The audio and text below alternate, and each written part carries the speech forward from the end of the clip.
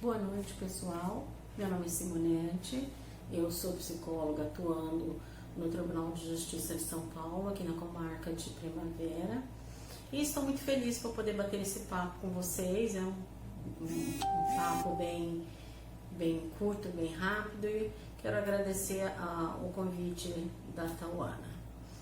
Então, vamos lá, né? Nós estamos no mês do Outubro Rosa e é bacana a gente lembrar, né, disso, da saúde das mulheres e da necessidade da gente se cuidar.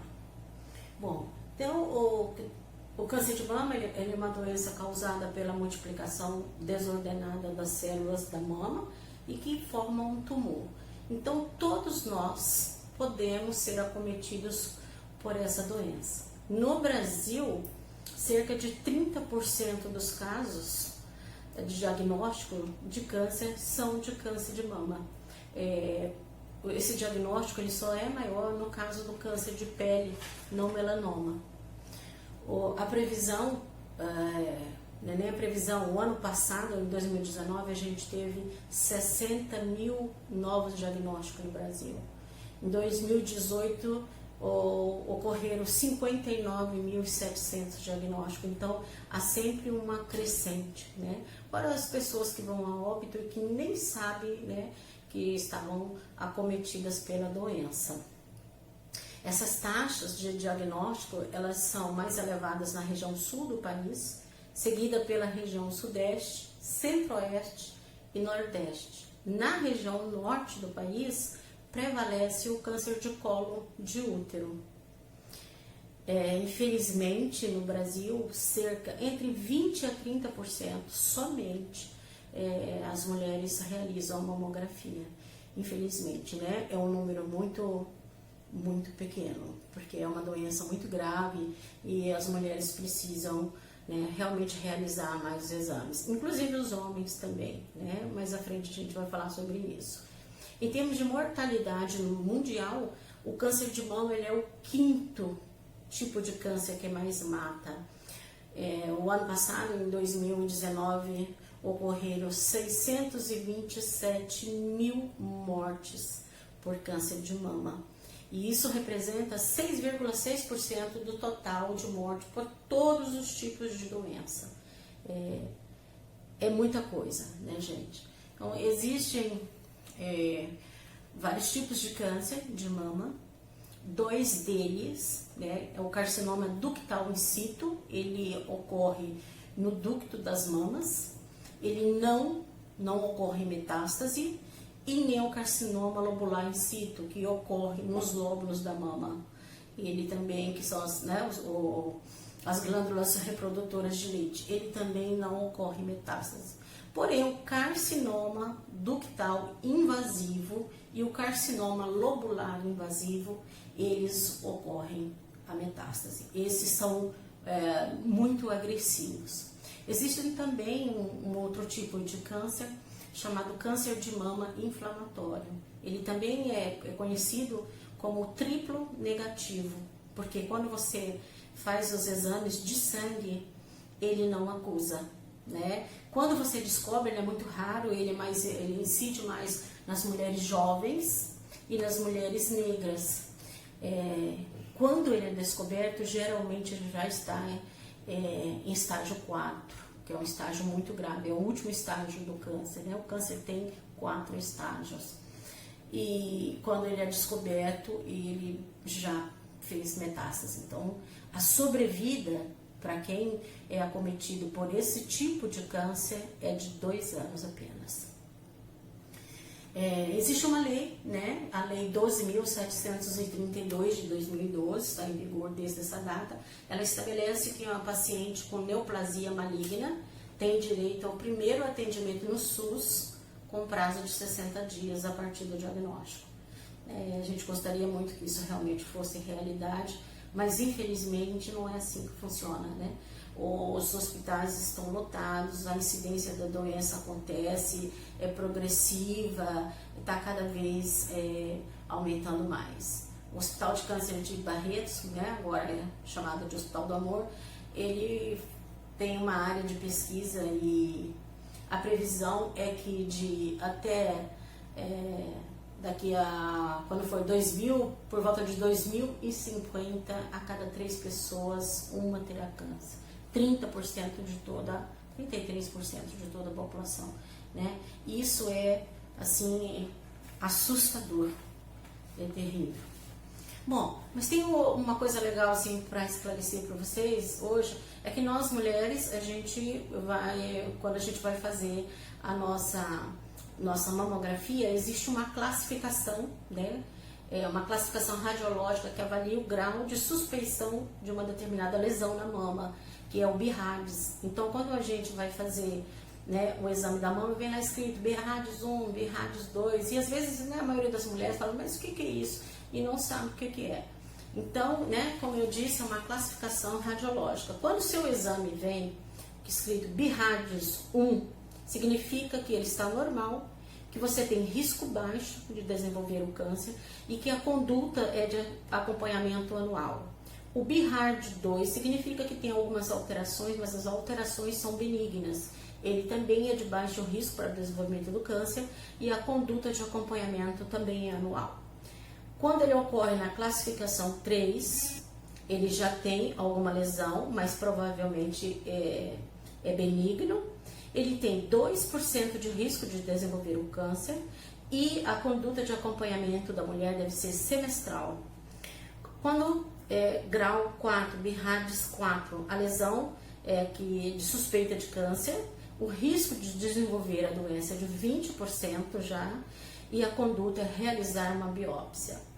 Quando vem BIRADS 5, é porque a lesão é altamente suspeita para câncer. Então, o risco de desenvolver a doença é de 95% e a conduta deve ser a biópsia. Quando o BIRADS é 6, a lesão já é diagnosticada como câncer 100%. E daí a pessoa tem que buscar o tratamento o tratamento oncológico. Existem exames, né, que a gente deve fazer, devemos ficar atentos. Não importa se a gente é muito jovem ainda, como provavelmente é o caso de vocês, mas a gente deve ficar atento. Então, a gente deve fazer o exame físico. Esse exame, gente, deve ser rotina na nossa vida. Saiu do banheiro, a hora que for pentear o cabelo, já coloque a mão aqui atrás, já palpa a mama, as axilas, perceba se tem alguma coisa. O exame físico, ele detecta 80% dos casos de tumor, né? Olha como tá, como ele é útil, né? Como a gente deve realmente colocar na nossa rotina. Existe também o exame de sangue. Quando há um processo cancerígeno, algumas proteínas específicas têm uma concentração aumentada. E aí, por meio do exame, é possível identificar algumas mutações nos genes supressores do tumor.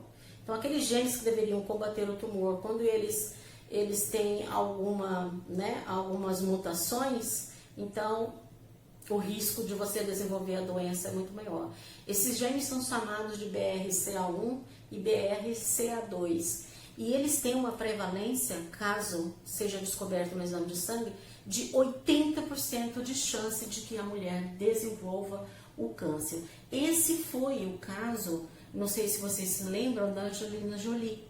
Ela fez o exame, descobriu que ela tinha uma mutação nos genes, e aí, como a mãe dela também já havia, inclusive eu não lembro muito bem, mas me parece que a mãe é falecida também por conta do câncer de mama, e ela retirou as 2 mamas. Então, no Brasil, né, em alguns casos, os médicos retiram sim, quando é feito esse exame e é descoberto, e existe mais alguém na família. Então, a probabilidade da pessoa fazer a doença é muito grande, então já retira a mama.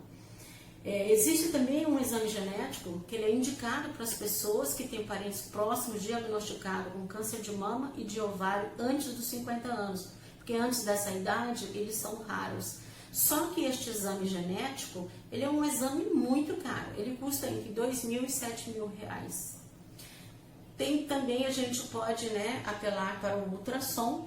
O ultrassom, ele é indicado para as mulheres que possuem mamas grandes, porque daí fica mais difícil, né, a realização do outro tipo de exame.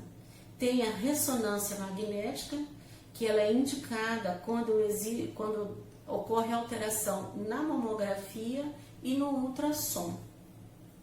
Né? A mamografia, que todo mundo conhece, né? Que a gente precisa realizar depois dos 40 anos, uma vez por ano. Né? E tem a biópsia também, que é retirado amostras do tumor. Tem um outro exame que é muito importante, né? Que depois que já tem o diagnóstico do câncer, que é o exame de Fish. Esse exame ele identifica genes específicos das células cancerígenas, conhecidos como HER2. Então, quando elas estão presentes nessas células, elas indicam qual seria a medicação mais adequada para aquele tipo de tumor. Vocês sabem que existem vários tipos de quimioterapia, né? A quimioterapia branca, a verde, a amarela e tal. Então, esse exame, ele indica qual é a medicação melhor para combater.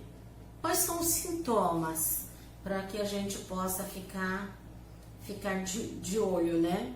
Os sintomas é a liberação de líquido pelos mamilos, as veias fáceis, fica a vascularização da mama, fica bem evidente, as veias ficam fáceis de serem observadas, nódulos na mama que não diminuem, vermelhidão, inchaço ou sensação de calor na pele. Inclusive esse é um sintoma do triplo negativo daquele câncer de mama que eu falei para vocês que é bem grave. Outros sintomas são os sulcos ou afundamentos de regiões da mama, alteração na coloração da auréola, crostas ou feridas na mama, isso também o triplo negativo costuma fazer, mudanças no formato da mama, coceira frequente, nódulos ou inchaços nas axilas e com presenças de ínguas e endurecimento da mama. Por isso que é importante quando a gente fizer o exame, o autoexame da mama, que a gente apalpe a nossa mama, mas que também a gente alcance a região das axilas. As principais, quando se tem, né, um câncer de mama, ele pode ocorrer metástase, e as metástases geralmente do câncer de mama, elas são realizadas no osso, no pulmão, no fígado e no cérebro. Os fatores de risco para que a gente possa venha a desenvolver é ter mais de 50 anos, que é onde tem maior ocorrência, né, do câncer. Já ter tido outro câncer de mama anteriormente, ter algum membro da família, mãe, irmã ou filha que também já tenha tido, ter história familiar de câncer de mama em homens, por exemplo, seu pai ter tido câncer de mama, e a alteração genética daquele gene que eu falei para vocês ainda há pouco, do BRCA1 e do BRCA2, e ter feito a menopausa antes dos 55 anos.